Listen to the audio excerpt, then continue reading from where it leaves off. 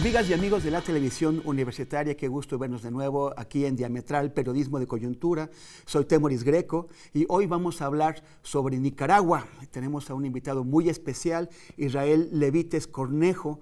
Decía que viene de una familia de abolengos sandinistas, a pesar de que haya una contradicción, porque el sandinismo en sus orígenes no buscaba crear abolengo, no buscaba crear aristocracias, y sin embargo, en estos días, para pesar de muchos, vemos que las ha creado. Qué bueno que estás aquí con nosotros, Israel. Muchas gracias, Temoris. Agradezco muchísimo el espacio. Efectivamente, y el mío no es un caso aislado. Creo que en Nicaragua ya vemos muchas personas con una tradición de lucha en contra de dictaduras. Tuvimos a Somoza, ahora tenemos a Daniel Ortega, y yo, al igual que muchísimos nicaragüenses, soy tercera generación de lucha. En mi caso, soy sobrino de Israel Levites, comandante quien cae en 1977. En Masaya, en un combate en Masaya. Exactamente. O sea, él fue representante del Frente Sandinista en México. Y Sí, se fue para allá, ¿no? Efectivamente, él estudia ingeniería química aquí en México y él se entrega a la lucha en contra de la dictadura somocista, forma parte del Frente Sandinista y cae en la lucha en el asalto al cuartel Masaya en 1977. Mi otro tío, Gerty Levites, es ministro de Turismo durante la década de los 80, diputado por el Frente Sandinista, fue alcalde de Managua también por el Frente Sandinista, y luego es disidente. Ya una vez que él siente que el Frente Sandinista, comandado por Daniel Ortega, ya no era lo que se suponía que era un origen, hace casa aparte y de hecho lo enfrenta en las elecciones del 2006. Donde Gerty muere misteriosamente 3 meses antes de las elecciones. Es en esas elecciones del 2006 en donde Daniel Ortega logra regresar al poder y terminar pues, de completar su proyecto de desmantelamiento de la institucionalidad y prácticamente erigirse como un rey en Nicaragua. Esto para muchos mexicanos es difícil de entender y además es doloroso esto. Para muchos de nosotros el ejemplo de la revolución de Nicaragua, que venció a la dictadura de Somoza en el 79, y después la lucha que se hizo contra la contrarrevolución financiada por Estados Unidos con dinero del narcotráfico. Todo esto creó una mística, ¿no? Yo creo que muchos mexicanos nos sentimos emocionados y emocionalmente vinculados a lo que estaba pasando en Nicaragua. Era un ejemplo. Sin embargo, bueno, el Ortega y su vicepresidente Sergio Ramírez fueron derrotados por Violeta Chamorro. Ellos entregaron el poder en unas elecciones democráticas y después parece que algo pasa con Daniel Ortega, ¿no? Sergio Ramírez creó el movimiento de renovación sandinista, se va a la oposición, denuncia la deriva del Frente Sandinista, un Frente Sandinista que es secuestrado, pero secuestrado por su propio líder más visible, ¿no? Por Daniel Ortega y por su mujer, Rosario Murillo. En estos momentos, he de decirte que, y nos ha ocurrido, creo que nos está ocurriendo a todos en Nicaragua, estamos en una reevaluación histórica. Y no es sencillo, o sea, hay muchas cosas que nos duele. Y una de ellas es que tal vez la lucha de los 80, ya desde ahí había un gen totalitario que quizá muchos preferimos no ver en aras de ese ideal mayor. Y creo que esa concesión que tal vez se hizo a ciertas acciones totalitarias que ya tenía Daniel Ortega en ese entonces, vienen hoy, con el tiempo, a pasarnos la cuenta. Daniel Ortega está asesinando a los nietos de sus compañeros de lucha. Ves en las calles de Managua caer abatidos a jóvenes que vienen de una estirpe sandinista. Ves en las cárceles a combatientes históricos que estuvieron hombro a hombro con Daniel Ortega y hoy él los ve como enemigos. Creo que una gran lección que nos deja lo que está ocurriendo en Nicaragua es que nunca podemos anteponer la ideología a los principios éticos. Y una cara lección. La Revolución Sandinista fue un proyecto del que muchos nos enamoramos. Yo era entonces un niño, pero lo vi en mi hogar.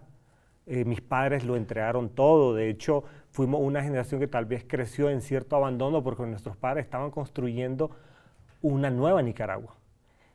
Imagínate lo frustrante que es para ellos estar hoy en el mismo punto de partida y que su hijo termina siendo la tercera generación de exiliados. Así como lo sufrió mi abuelo el exilio contra Somoza, así como lo sufrieron ellos, ahora me toca a mí.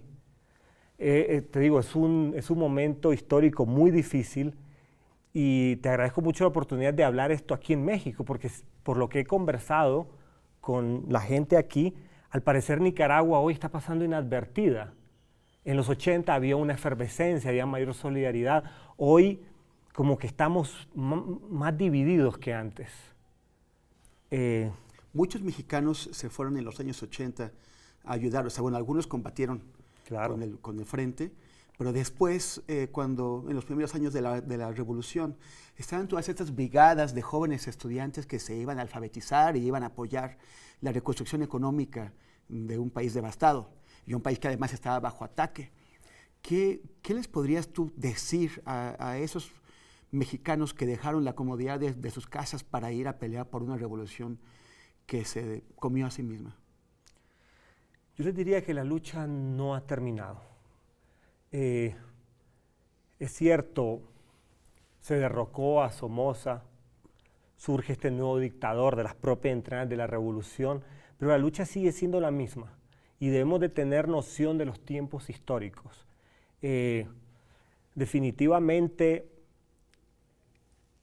podemos ver hoy cómo el movimiento ambientalista, el movimiento feminista, los estudiantes, el movimiento campesino han hecho un frente común en contra del régimen de Daniel Ortega. O sea, las bases del sandinismo, las bases que lucharon contra el régimen de Somoza, ahora están contra el régimen. Están en contra del régimen de Daniel Ortega. Y estas mismas bases no terminan en Nicaragua, estas mismas bases se extienden a lo largo de toda Latinoamérica. Y a final de cuentas, podremos enfrentar puntualmente a la dictadura de Daniel Ortega, pero después de Daniel Ortega tal vez haya que enfrentar a otro régimen, así como ustedes también enfrentan poderes desde la misma línea, o sea, desde la reivindicación de los derechos ciudadanos. Y es ahí donde yo creo que en vez de desanimarnos, más bien debería esta situación motivarnos a empezar a hacer frentes ciudadanos comunes, que se unan más allá de ideologías, sino en base a propósitos macros que son absolutamente vigentes en toda la región. Como te digo, la reivindicación de los derechos de un montón de minorías que están siendo aplastadas, no solamente por poderes políticos, sino por poderes económicos. Hay defensores de Daniel Ortega y de su régimen que dicen que en realidad no está pasando nada, que el pueblo nicaragüense está muy contento con Ortega y que en realidad esto no es más que una campaña, una agresión, un montaje del imperialismo estadounidense contra una república digna que trata de... ¿Tú qué opones ante este argumento? Bueno, creo que México sabe bien cómo funcionan los discursos oficialistas, que simplemente pasan por encima de las víctimas y pasan por encima de la lógica y el sentido común. O sea, desde el poder te pueden decir lo que sea. Daniel Ortega le ha comprado canales de televisión a cada uno de sus hijos, ha cerrado todos los medios independientes, 100% noticias. Vos vas a donde estaba ese edificio y fue ocupado por la policía, pusieron una gran lámina de zinc, hay una patrulla y Miguel Mora y Lucía Pinedo Bau están en la cárcel. Dos reporteros. En condiciones terribles están esos dos periodistas. Carlos Fernando Chamorro, uno de tal vez el periodista más destacado de Nicaragua, tuvo que irse al exilio y así han ido acallando voces y luego imponiendo una versión oficial que es absolutamente absurda, que pasa por encima del dolor de las víctimas. Se estima que el número de los asesinados de abril a esta fecha ronda de los 350 a los 500. 500 personas 500 personas que han caído en las manifestaciones, pero también han sido, o sea, no solamente en la calle durante una protesta, también han sido perseguidas. Han sido perseguidas, o sea, el régimen, al mismo estilo del somocismo, va y llega a las casas, allana las casas y saca a personas frente a sus hijos y todo, y los secuestran, porque esto no tiene ningún tipo de asidero legal. Daniel Ortega destruyó el Estado de Derecho y cualquier ciudadano nicaragüense hoy está en la total indefensión. O sea, hay más de 700 presos políticos en las cárceles, exiliados pueden andar aproximadamente 60.000. Solo en Costa Rica hay 55.000 ahorita peticiones de asilo político. Y para un país de 6 millones de habitantes como Nicaragua, eso es una enorme cantidad. Yo siempre he pensado en Nicaragua como un México chiquito. Y cada vez que veo sus problemas y contrasto con lo que me cuenta mi familia mexicana, veo que somos hermanos, solamente que ustedes en una escala mayor, y definitivamente como hermanos deberíamos de ayudarnos. ¿Tú crees que no hay una respuesta, no hay un interés aquí en México? Ahí me gustaría tocar un punto que es importante. Toma en cuenta que estamos llegando al final del bloque, entonces Claro. vamos a tener un minuto y después vamos a retomar en el siguiente bloque. Ok, entonces básicamente vamos a hablar de la importancia del voto de México en la OEA y de buscar cómo organismos internacionales de alguna u otra manera salvaguardan los derechos ciudadanos cuando tenés mafias políticas que simplemente toman el control de un país, cosa que ustedes ya han vivido. No, aquí no tenemos mafias políticas que hayan tomado el control del país durante los últimos 200 años. Eso no sé quién te lo contó, es una patraña del imperialismo. Bueno, vamos a ir a una pausa mientras nos recuperamos de estas revelaciones que nos está haciendo Israel. En un momento después de los mensajes volvemos, estamos con Israel Levites, activista social nicaragüense. Seguimos en Diametral, periodismo de coyuntura, con Israel Levites Cornejo, activista social nicaragüense.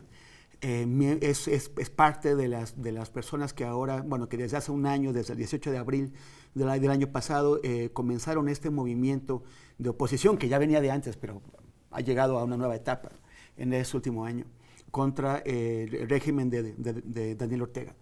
Y nos estás explicando sobre esta. Tú percibes que hay mucho menos atención que la que tú esperabas ver, ¿no?, en México, y también menos atención por parte del gobierno mexicano al tema nicaragüense. Sí, efectivamente. Me gustaría aprovechar para hacer un poquito de recapitulación de qué ha pasado en Nicaragua. Básicamente, Daniel Ortega gobernó Nicaragua en los 80, logró mantener una cuota de poder significativa. Mientras estaba en la oposición, digamos que consolidó el control, por ejemplo, sobre la Corte Suprema.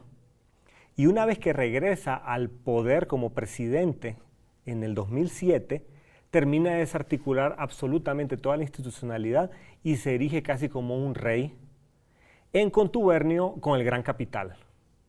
De esta manera, este binomio logra tener un control férreo del país. O sea, tenemos que Daniel Ortega se ocupa de mantener tranquila la política, de mantener tranquila la gente, de mantener tranquilo el pueblo, mientras permite que capitales nacionales y extranjeros hagan negocio, ¿no? O sea, con una perspectiva de extractivismo, de sacar todos los recursos que sea posible. Exactamente. Tenemos un país que está en el top 5 en rapidez de deforestación. Tenemos una situación... ¿El top 5 mundial? Mundial. O sea, están destruyendo las reservas de bosques del país para convertirlo en grandes fincas que luego personeros del ejército o afines de la dictadura utilizan para pastura, por ejemplo, entre muchos otros negocios. Entonces, tenemos una macroeconomía que parece estar creciendo bastante bien. Somos número 1 en la región de multimillonarios, a pesar de ser el segundo país más pobre del hemisferio, lo cual nos refleja que no es un modelo de equidad, no es un modelo de desarrollo sostenible. Como en México, que tenemos montones de multimillonarios en la lista de Forbes, qué orgullo, y mientras es el pequeño 1% que concentra la mitad de la riqueza del país. Exactamente, y la educación colapsada y mucha demagogia, mucha publicidad. Daniel Ortega, generando un emporio de comunicaciones con su familia, pone a su esposa de vicepresidenta. O sea, ya desde ahí te puedes dar cuenta que el concepto de república bananera no podría estar más claro que un tipo poniendo a su esposa de vicepresidenta. Y controla el Poder Judicial, controla el Consejo Electoral y controla el Congreso, ¿no? Los tiene totalmente controlados. Hace un momento comentábamos algo que me gustaría que le contaras a la gente. Hay un proyecto, se anunció un proyecto que mucha gente no lo creyó, muy grande, un mega proyecto de construir un canal como el de Panamá, pero en Nicaragua, pasando por el lago Nicaragua, el lago Managua, que es el más grande. El lago de Nicaragua. El lago Nicaragua, que es el más grande de Centroamérica. Entonces, pero para eso necesitaban construir o definir una zona que es como extralegal, ¿no? Está más allá de las leyes nicaragüenses y está controlada por un emporio, ¿no? Por una te digo, ese es un caso es absolutamente insólito. Con leyes en inglés. Aparece una empresa secreta prácticamente, donde el personero es un chino de dudosa reputación llamado Wang Jing. Y el país, Nicaragua, le da una concesión a esta empresa que no tiene ningún tipo de asidero ni de aparecido de la nada, le da una concesión que cruza el territorio de océano a océano, pasando por el lago de Nicaragua, que es la reserva de agua dulce más grande de Centroamérica. Cuando le da esta concesión, ni siquiera estaba definida la trayectoria del canal, imagínate, lo cual potencialmente le da derecho de control y expropiación sobre todo el territorio nicaragüense, porque lo pueden pasar por donde quieran. Eventualmente definieron una ruta y esa franja termina teniendo leyes que no están controladas por el propio Estado nicaragüense. Es casi como un país adentro del país. Entonces, para que te des cuenta del nivel de vendepatria que es este hombre, esa ley fue aprobada en 45 minutos, en inglés, y cuando una diputada... O sea, presentaron el documento en idioma inglés. En inglés. Y la diputada Xóchitl Ocampo, del sandinismo, simplemente dijo, vean, yo no sé inglés, ¿me pueden dar chance de que alguien me traduzca esto? Desaforada. Así, o sea, es simplemente como que estamos con Luis XIV, yo no sé, es un nivel de control monárquico de un país pues que simplemente perdió toda institucionalidad. Entonces, ¿y esas leyes ya se han introducido finalmente en castellano? Sí, hace años ya ellos tienen la concesión del canal, la ley está ahí, y eso despertó un movimiento campesino súper fuerte que dicen esto no es posible, que esta gente venga y pase por encima de nuestras tierras y quiera hacer lo que quiera en este país. Doña Francisca Ramírez es el símbolo de este movimiento, una mujer que para mí es casi como la Sandino del siglo XXI, una mujer extraordinaria. Y es esta mujer, el movimiento campesino, el movimiento estudiantil, el movimiento feminista, harto de tener un violador de menores en la presidencia de Nicaragua, porque cabe recordar que Daniel Ortega abusaba de su hijastra, Zoila América, cuando ella era menor de edad, y obviamente pues queda impune él de este delito. Los estudiantes cansados de la poca inversión en educación, los ambientalistas cansados de que en el país Daniel Ortega compra 80 tanques a Rusia, pero no hay un solo avión cisterna para apagar los incendios forestales. Todos estos grupos se empiezan a unir y empiezan a pedir que haya un cambio. En abril del año pasado, Daniel Ortega cambia las leyes del Seguro Social. Básicamente la gente tiene que pagar más y recibe menos. Los pensionados salen a la calle, son agredidos violentamente por las turbas de Daniel Ortega. Los estudiantes, indignados al ver cómo agredan a los viejitos y les parten la cabeza, se levantan en la UPOLI, que es la primera universidad. ¿UPOLI es Universidad Politécnica? Sí. Y ellos se toman la universidad y el régimen contesta de manera sanguinaria. Y esa noche cazan a estudiantes, los asesinan en las calles como... El régimen había asesinado campesinos, había aterrado muchas comunidades, pero digamos que en la periferia. Pero esta es la primera vez que hacía un ataque en la ciudad a la vista de la población, y Nicaragua es un país muy managuacéntrico. Y en ese momento ya la gente saltó y se inicia toda una revuelta ciudadana autoconvocada donde simplemente todos dijimos es el momento de salir a la calle, sin organización, sin un liderazgo claro, simplemente tenemos que hacer un cambio. Y se formaron los tranques, que es decir, en 200 puntos del país pararon el tranque tráfico. Es una barricada, ¿no? Una barricada, exactamente. Entonces pararon el tráfico y había un momento en que el gobierno estaba en jaque, pero en realidad lo que estaba haciendo era preparar una contraofensiva para tomar un control militar del territorio. que fue básicamente lo que hizo. Daniel Ortega armó a paramilitares, armó a la policía con armas largas, estamos hablando de AKs, Dragunov, M16, y empezaron a asesinar gente. O sea, fue algo brutal que deja, como te decía, un saldo de entre 350 y 500 muertos, es difícil saberlo, 700 presos políticos o más, todos los días siguen metiendo presa más gente, exiliados, más de 60.000. Y entonces, 60.000 personas al exilio. Y entonces en toda esta situación de pronto la ciudadanía nos vemos indefensos. O sea, ¿qué hacemos? Este tipo tiene las armas, tiene el control de las instituciones. 60.000 personas en un país de 6 millones, 60.000 es el 1%, o sea, 1 de cada 100 nicaragüenses ha salido. Ha salido y en condiciones súper difíciles. Incluido tú mismo. Incluido yo, y yo, por ejemplo, me moví a Panamá y ahí yo recibo una gran cantidad de personas que están buscando cómo sobrevivir de esto, además de la crisis económica que ha devenido de esta crisis institucional. Y entonces la gran pregunta es, bueno, una minoría ha secuestrado a Nicaragua y bajo el control de las armas y la privatización del Estado, nos ha dejado en la indefensión. ¿Qué hacemos? Entonces están todos estos organismos internacionales que en realidad, pues, yo te diría, como nicaragüense, me han venido decepcionando porque no ocurre nada. O sea, es súper doloroso para nosotros ver que nuestros amigos están presos, los mejores estudiantes de muchas carreras están ahí en la cárcel pudriéndose, nuestros periodistas están ahí en la cárcel pudriéndose, y uno dice, esto creí que ya lo habíamos vivido en los 70 y que nunca iba a volver a ocurrir, estamos en el siglo XXI y otra vez seguimos patinando. Entonces, a 40 años de la victoria de la revolución. O sea, es inadmisible que esto pueda estar ocurriendo en este momento.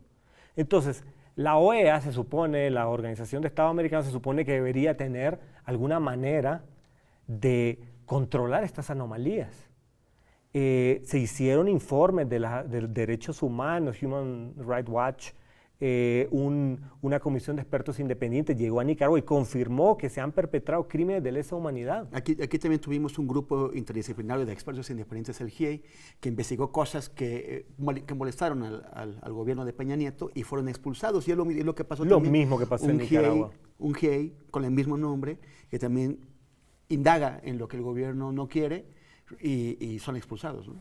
Exactamente. Entonces viene y derechos humanos, no me gusta eso, lo quito. Y con la mano en la cintura puede lograrlo. Y parece que no hay mayores repercusiones. Y algo que es lo que casi vengo yo a pedir que en México se reflexione, es la concepción de la doctrina Estrada. Me parece muy bien, a ver, y esto no sé si me toca bien decirlo, pero si yo hubiera votado en México, hubiera votado por López Obrador, lo confieso. Pero me siento yo como nicaragüense un poquito decepcionado de la posición que ha tomado México en la OEA, porque han optado por ser neutrales y no votar a favor de que se apliquen sanciones al gobierno de Daniel Ortega ante crímenes de lesa humanidad que ahí están demostrados. No es que lo vengo a contar yo, no es que lo cuente la oposición, simplemente han sido expertos independientes y organismos independientes los que lo han demostrado. Entonces digo yo, votar neutro ante esa situación es ponerse un poquito del lado del opresor. No sé hasta qué punto el respeto al derecho ajeno tiene, o sea, está en consonancia con respetar que un pueblo sufre una masacre, con no intervenir en un caso donde es tan obvio que hay un agresor que está violando derechos humanos y que está pasando por encima de una nación. Entonces, yo en eso quisiera llamar a la reflexión y que como México encontremos otra vez la solidaridad que tuvimos alguna vez en los 70, porque México fue crucial para derrocar a Somoza. Y hoy lo que encuentro yo es un México a veces un poquito aferrado a nostalgias, aferrado a, es que Daniel Ortega era de izquierda y entonces por eso no me puede caer mal. O sea, más allá de la izquierda o la derecha, creo que están los derechos humanos y está la más básica ética. Bueno, tú puedes llamarte de izquierda y hacer cosas de derecha, ¿no? O sea, finalmente la retórica es una y las acciones van por otro lado. Es una pena también. Quería hablar contigo de más cosas, por ejemplo, de una situación muy rara que se presenta, lo que pasa es que se nos acaba el tiempo, pero por ejemplo parece que el movimiento social, los estudiantes, las organizaciones civiles se sientan del mismo lado en las negociaciones, que no son negociaciones, pero bueno, en el diálogo o como lo quieras llamar, con los empresarios, pero son los mismos empresarios que han sido siempre los aliados de Ortega, ¿no? O sea, se supone que de un lado se siente el gobierno y del otro el resto de la sociedad, pero es empresarios y las organizaciones civiles. Pero pues parece que no son como el mejor aliado, ¿no? Esos sectores empresariales que siempre han estado más bien aliados con el régimen. Esta situación Nos queda un minuto. Esta situación ha sido fascinante porque esas divisiones a las que estamos acostumbrados ante un régimen asesino y genocida ya no parecen ser tan sencillas. O sea, Daniel Ortega es la única persona que yo he visto que ha podido unir en el mismo bando a gente como Mike Pence, Pepe Mujica, tenés el Parlamento Europeo condenándolo, tenés republicanos y demócratas votando juntos, solamente contra Bin Laden habían votado juntos y ahora lo hacen contra Daniel Ortega en la aplicación de sanciones. La Internacional Socialista ya expulsa al FCLN por estos crímenes en los que está vinculado. Entonces, sí, definitivamente ese Estado sanguinario no le conviene ya ni siquiera al gran capital, porque solo este año probablemente el Producto Interno Bruto de Nicaragua baje al menos 6%. Entonces, eso te puede dar una idea de que Daniel Ortega ha logrado poner a todo el mundo en su contra. Ojalá también ponga a México. Muchas gracias, Israel. Ha sido un placer tenerte aquí. Hay Nicaragua, nicaragüita. Qué dolor nos causa a todos, pero confiamos en que la gente pueda lograr la mejor solución, aunque con un escenario tan oscuro. Muchísimas gracias, amigas y amigos de la televisión universitaria. Nos vemos el próximo sábado. Recuerden, Diametral, periodismo de coyuntura, todos los sábados a las 19:30. Soy Temoris Greco y que hoy, sábados, pues se diviertan todos.